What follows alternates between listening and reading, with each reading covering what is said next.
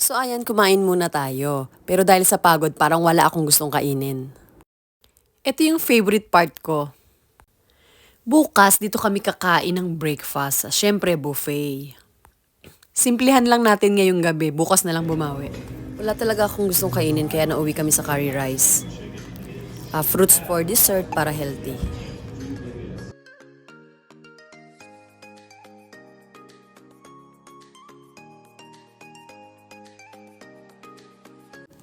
After ng dinner kagabi natulog na kami. So good morning! Coffee muna bago tayo lumabas.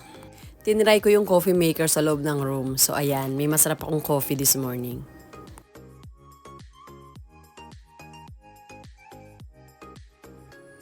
Napakalamig sa labas. -6 degrees ang temperature. So magpainit muna tayo. Tulog pa yung mga kasama ko kaya sinamantala ko mag-video. Inunahan ko na rin sila sa kape kasi 3 lang yun.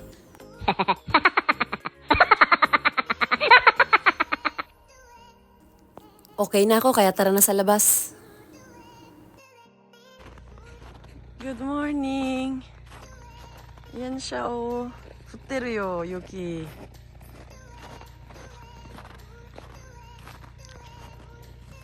Dito po kami ngayon sa Nagano-ken, Japan. Tapos sakto umuulan ng yelo. Tumira ako dito dati 20 years ago pero hindi ko na-experience yung ganitong kataas na yelo.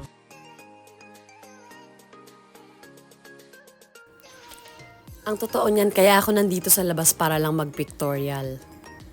Matagal ko na kasing gusto. Meron akong nakitang picture na noon pa gustong kong gayahin pero wala akong chance kasi nga wala namang snow na sa Gotemba. So ngayon, gagawin ko yun. Welcome to Winter Wonderland! Let's go! At ito po yung resulta ng photoshoot.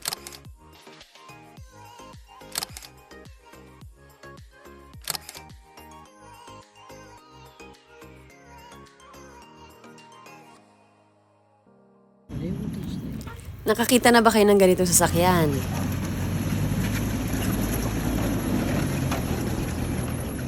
Ganito ang sasakyan sa mga mas snow na lugar. Studless winter tires ang tawag sa gulong na pwede sa snow. Pansinin niyo yung tires niya, yung gulong. Para makaandar ng maayos sa yelo, ganyan ang mga ginagamit na gulong pag mas snow. So ayan, konting trivia lang yan galing sa akin. Char.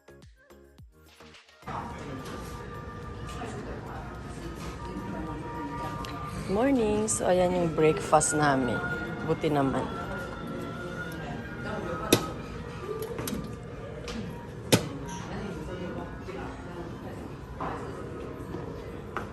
Kasi yung iba nauna na sila. Kala ko wala na kaming aabutan. Okayo ine. O diba, kompleto. Salad first.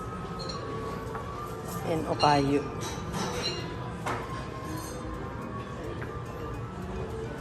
Ayan. Tayo magdi-drinks.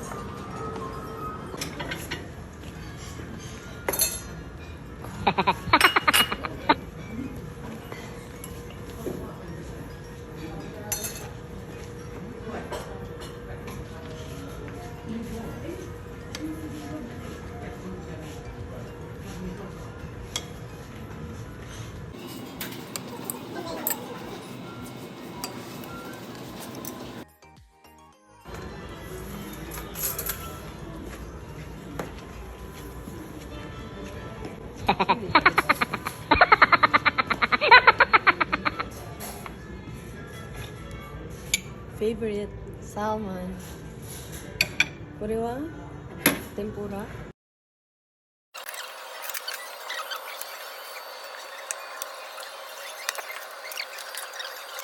Cereals. Pakit kunwari. Yan sa labas.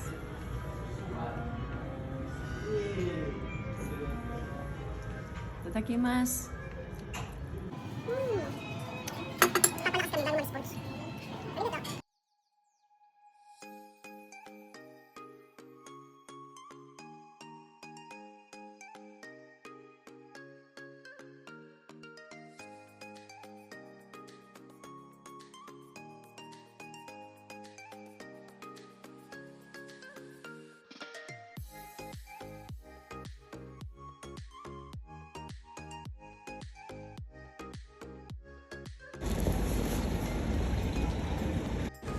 Ganda ng timing. Umuulan talaga siya. Ang yellow. Oh.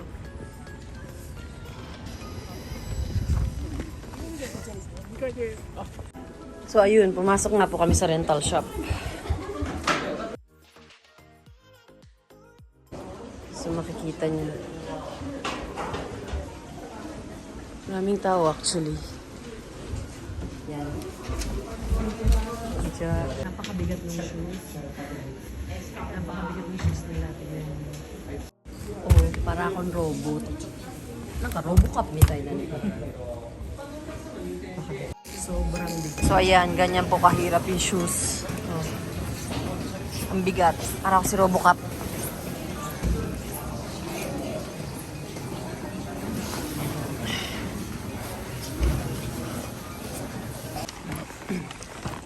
Ang hirap pala bago ka makarating sa taas. Diba? Ang dami mong dala. Parang si Robocop. Mag-start na kami. So, ayan. Sila sa escalator kasi hindi ka makakalakad.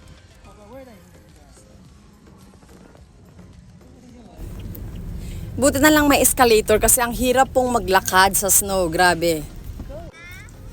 So sila enjoy na kami papanik pa lang. Okay, then mag-start na kami mag-lesson ng ski. Hindi ko alam kung kakayanin ko kasi papanik pa lang, pagod na po ako. Tapos, pero tatry ko pa rin kasi sayang naman, nandito na kami. Go! Okay. Okay. So, lumalakas, grabe. Ganito ang tamang pagsuot ng ski na to. Una, ipasok mo yung unahang bahagi ng paa mo o yung toe mo. Ilagay mo yung bigat ng katawan mo sa paa mo para ma-push siya pababa. Ganito, try natin. Ipasok ang toes at i-push pababa para maglalak. Maririnig nyo yung lock niya, maririnig nyo yung tunog na nag-lock siya. Kapag gusto mo namang hubarin, pindutin mo to, itong nasa likuran na to. Mahuhubad siya ng kusa.